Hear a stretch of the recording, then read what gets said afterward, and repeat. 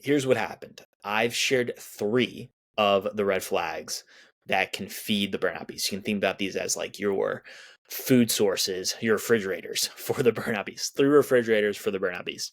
The first one, chronic exhaustion. The second is negativity in your work that then seeps into your personal life and then seeps into your outlook on the world. And then the third is terrible performance in your work. If you're an entrepreneur in your business, if you're a W-2 employee, your job. So those 3 red flags, I've shared those a bunch, but they're super broad. Like if I were to think about it, okay, there are a lot of different angles you go to know if you're hitting one of those red flags. And the only other time I think I've ever really broken it down would be the first episode, if I remember right, the burnout origin. And even that was like super surface level. So I want to take a full episode here to dive into it with you. This is Make Burnout Extinct podcast. I'm Robert David Weeks. There are going to be 5 personal experiences I'm going to share with you today. These are ones that I have gone through, and they remind me and I want how you can think about this, how I want you to think about it, is signposts. These are signposts to let you know if you're moving down the path of hitting burnout.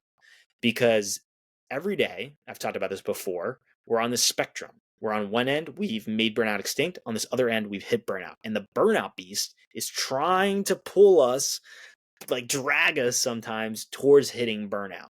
So if you can recognize when we are headed down that path with these signposts, which is what we're going to get into today for 5 personal experiences, what I hope that can do for you is to then realize you got to change a behavior and actions that you're implementing in your day-to-day to move in the opposite direction and hit and make burnout extinct rather than hit burnout. Now, with these 5 personal experiences, we got to understand something before getting into it.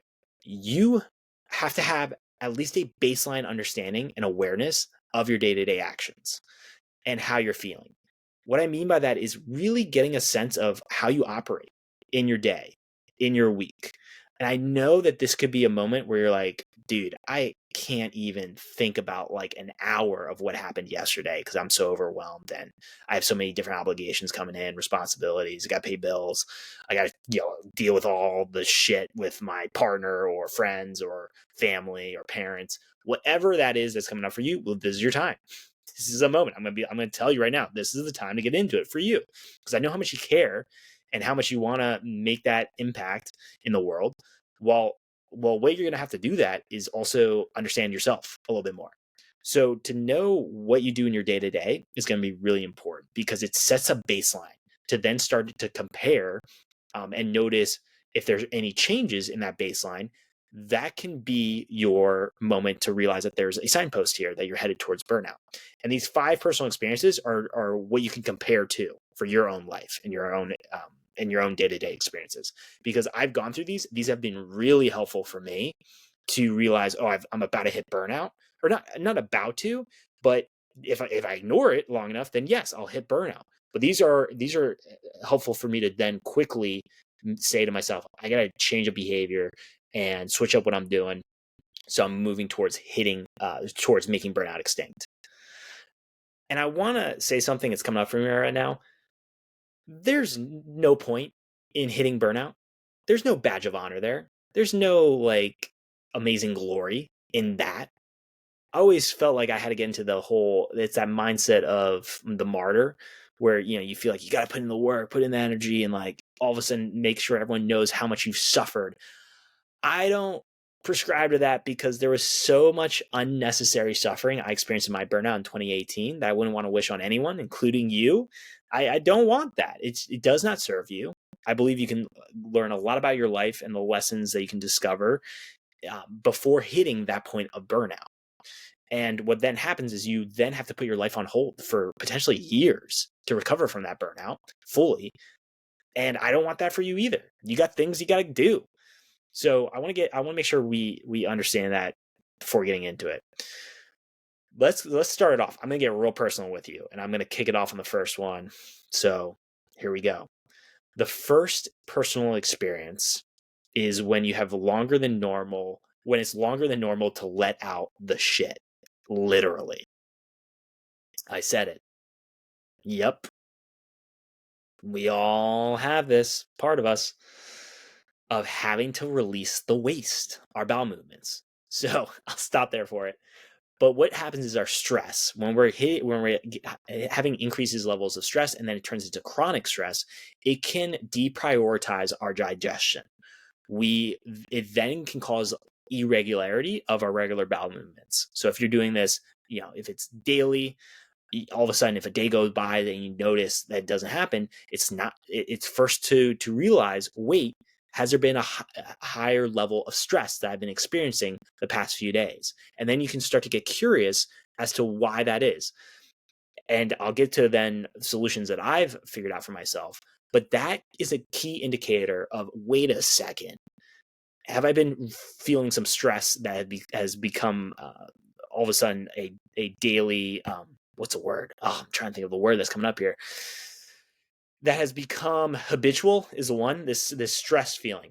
Because literally, you think about the body, it's common sense. It just all tightens up. It just like tightens up, especially down there. So it becomes a lot more difficult. And then with digestion, that causes even more challenges too. So that is personal experience number one. Personal experience number two. Are you consistently getting distracted or moving rapidly from one thing to the next? What comes up for me with this was, I remember first kicking off this podcast. And I get stuck in the trap again. But kicking off this podcast, I want to know, okay, who's listening in? Where are people coming in from for countries? I then check out Apple Podcast. I see, okay, has there been any more, where I feel like I'm megaphoning on this of push-ups for like talking about my push-ups I do for all the ratings and honest ratings and reviews that come in after you listen to an episode. It's my commitment to you to appreciate and say thank you for your support of the show. So, like I'll check the Apple Podcast, see if there's updates, Spotify, see if there are updates. Then I'll go to the Spotify for podcasters, but then I'll check Instagram. So all of a sudden I'm pinballing is how you can think about this. You have this pinball experience that starts happening. And if that is happening over a period of time for a few days, and you feel like you can't focus in and sit down or dial it in and get a specific work task done, that is a moment to realize, okay, is there a depletion in my mental energy where I feel like I'm hitting my mental exhaustion? Because that's what it is. It's all of a sudden causing there's a lack of focus. So all of a sudden you're seeking those dopamine hits because you are so mentally exhausted. And you're hitting your limit of focus and the ability to focus. So that could be coming up for you as well for a personal experience. I'll get into the solutions here soon, but I want to go through each one first.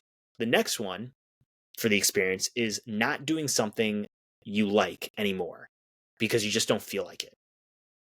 So what happens is when we hit that exhaustion, and this is mental exhaustion, we then reduce the motivation and that excitement and fun that we had of the enjoyable activity. We just don't want to do that anymore. And that goes to an emotional exhaustion that can come up if we're dealing with so many of our different emotions, and you have stress coming up, and then it's like a roller coaster ride. The stress goes up, down for reducing it. And then you have the anxiety increase, like it's all over the place where you're just emotionally exhausted. What can happen is then you don't feel motivated to actually go out and do the things that bring you joy, like the things that get you super excited, hyped up, ready to go and do things. Like I'm thinking for me, one would be going out to the beach. Like I'm where we're at in Florence, Oregon. It's like just a few minutes walk away. And if I'm struggling to do that, even though I love the beach and I could hang out there all day, if I wanted to, if I could with work wise, I'd be out there. So if I'm noticing I'm not even with my free time that I have outside of work, if I'm not even wanting to go out there, all of a sudden that becomes a signpost for me of realizing, wait a second, you might be headed towards burnout, and that's a moment to change behavior.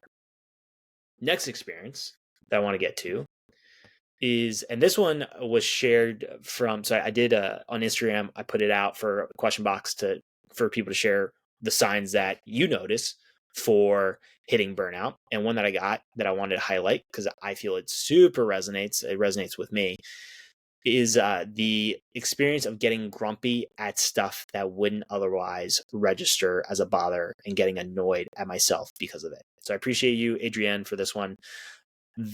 I resonate with it because there are tolerance. There's things that we can tolerate where it does not become like an annoyance or bother. It's almost like an afterthought of, oh, I don't even need to worry about that anymore. One that I think of for me that comes up is if I don't get my movement in first thing in the morning of getting outside. I that when I was starting off, that was really important for consistency. Now I just know I'm going to get it done either way. Like somehow, some way, I'm gonna my focus is to create movement every day. It's not perfect, but at least 90% of the time it is.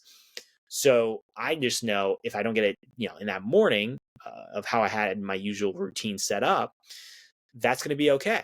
But if I get really bothered by that, and then I get annoyed at myself for saying, "Oh, dude, you could have gone outside, you could have gone through, make sure you wrote out your daily plan, gratitude list." If I start beating myself up, then I'm like, dude, hold up, what's going on here?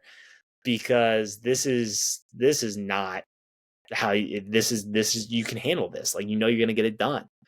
So that for me is another reminder that, okay, if I'm getting exhausted, if I'm feeling that exhaustion, that chronic exhaustion, and also hitting that negativity, that's going to then heighten my frustration for the small things.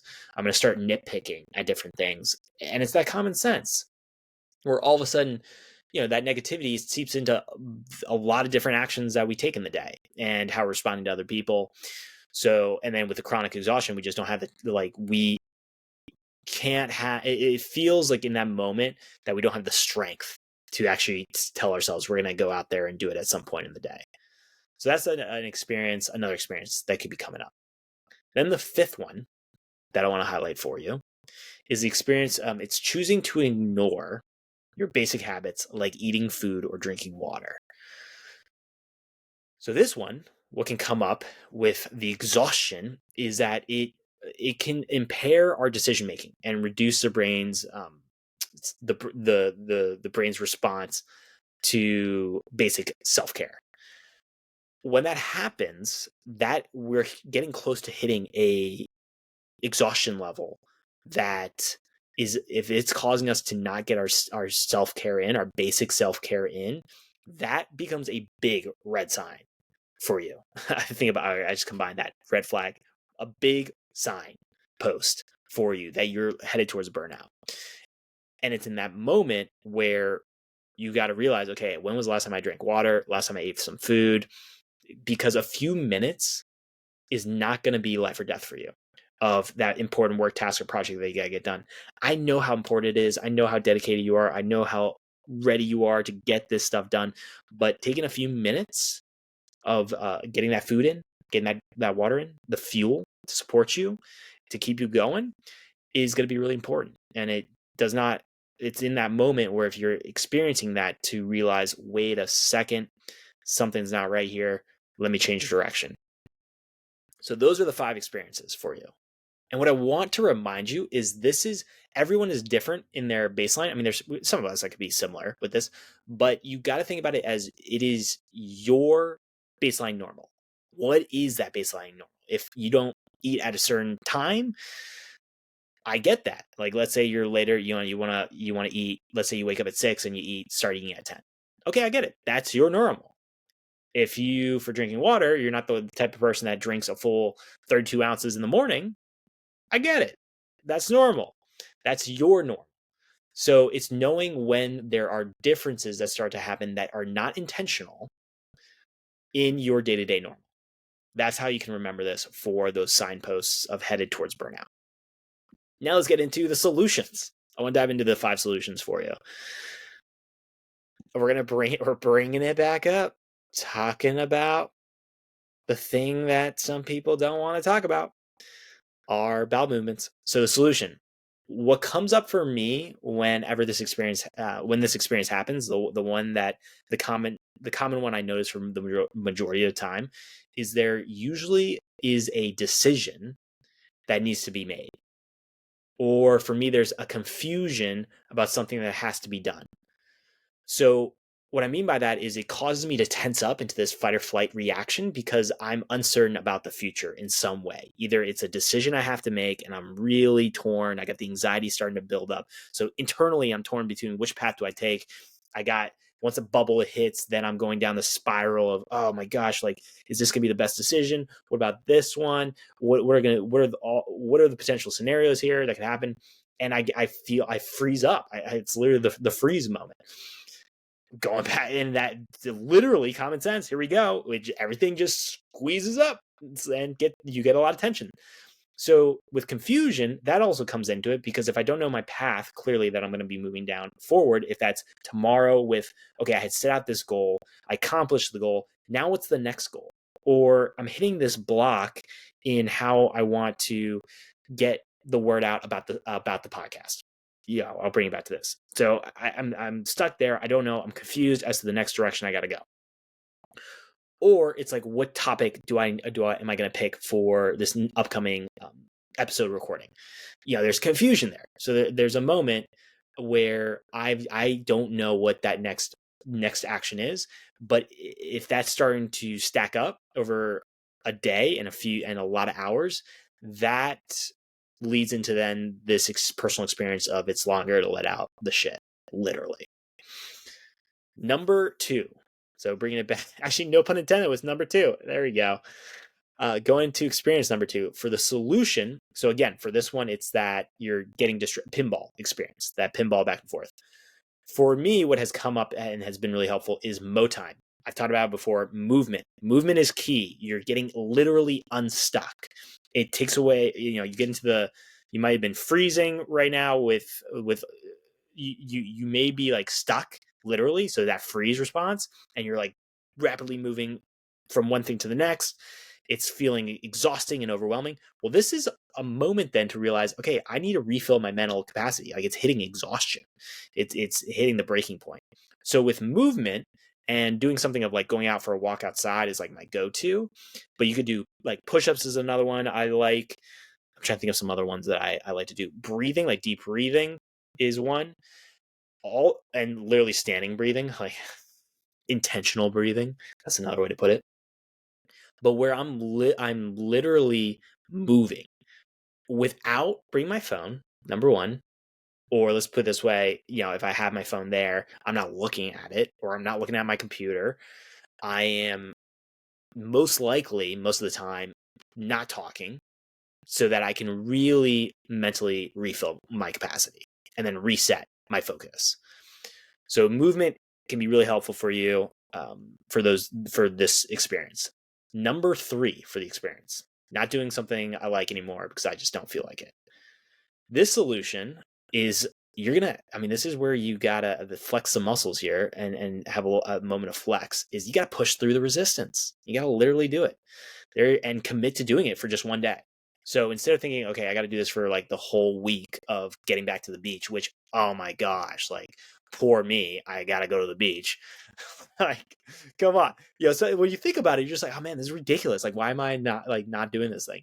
So it's a reminder of, okay, just push for one day. Just commit to doing it for one day. You're going to have that resistance that comes up. It's going to be natural because your internal rebel that's how I think about it for myself. I got this internal rebel that wants to say, fuck you. I just want to chill and be in this negativity and let it seep in and all the rest of my bodies. I want to hit burnout. Like that. It's that burnout beast. So when that comes up for me, it's honoring the feelings, breathing through the feelings, and then realizing, okay, I can push through for the resistance I can push through resistance, and I can handle this. Like, I can go do it for a day. And what usually happens, I'm thinking about it, almost every single time, is I will feel great. I'll go to the beach. I'll be like, oh, this was a great idea. Why didn't I do this more often? I gotta make sure this is a habit. And that's a whole nother separate conversation, because we can go a little too much and go all in, and then it is not sustainable. But that is a great way to help you out with this personal experience. Let's get into number 4, the grumpy. The feeling so grumpy. Grumpy, and annoyed. Small stuff.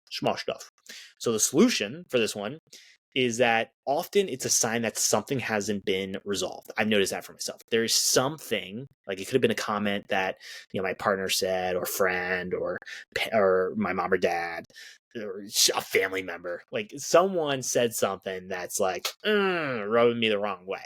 I'm not vibing with it, but I haven't said anything or I haven't addressed it. So that could be one thing of it has to be resolved. And then another one could be like there's a task I'm putting off.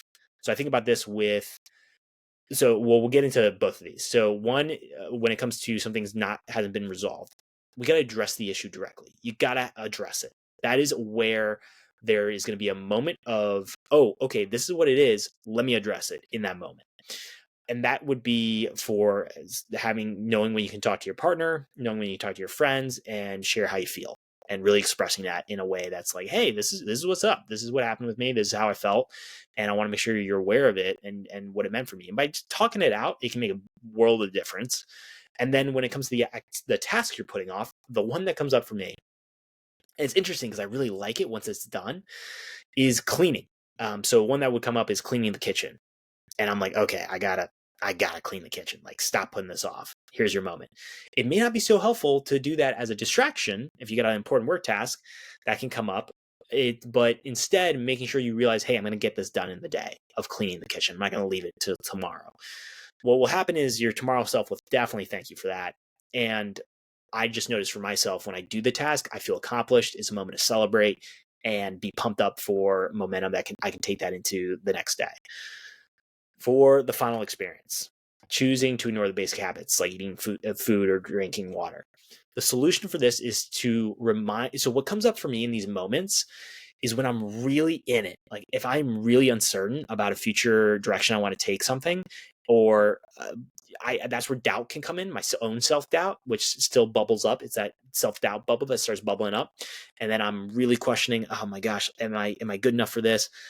Can I really connect with this person for coming on to the podcast? Can I really share this message in a way that's going to be impactful?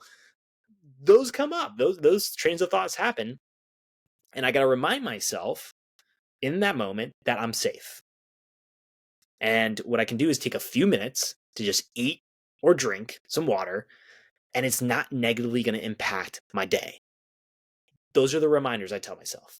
I'm safe, and it won't negatively impact my day. If anything, it's going to help fuel me, and most likely it's because I haven't eaten or drank water that I'm feeling that way. That's where then that it can also help support that for when it comes to those elevated stress levels that are resulting from this experience. So that is really helpful for me. So again, with these 5 experiences, I want to remind you, take this based off of your normal. Reflect back on, are you noticing certain differences in some of these experiences? Do you resonate with some of these? Are some of these like, oh, yep, that's an experience that's been coming up for the past few days. That's going to be a reminder for you to change that behavior. And you can use some of these solutions as inspiration for you to start moving towards creating habits that are going to help make burnout extinct for you. And you can go back to some of the plays that I've talked about in other episodes to hold on to those, like celebrating the effort. That's going to be one to help you with the momentum. I know that with all these experiences, you're going to have a few minutes to really dive into this and just realize it does not have to take a lot of time. It could just be a few minutes of journaling, writing it down for what's happening in your day. Start small. I always go back to the importance of small, sustainable, and speed. Like make it happen so that you can start that journey and making sure it's sustainable too for you. But you absolutely are capable of being able to do this. You got this. If you like this episode, please don't forget to rate this podcast to help get this message out of Make Burnout Extinct. And you can share what resonates with you from this episode by connecting with me on Instagram or LinkedIn. Thank you for taking the time to listen to this episode. I never take it for granted. I'm excited to reconnect again soon with you. Again, you got this.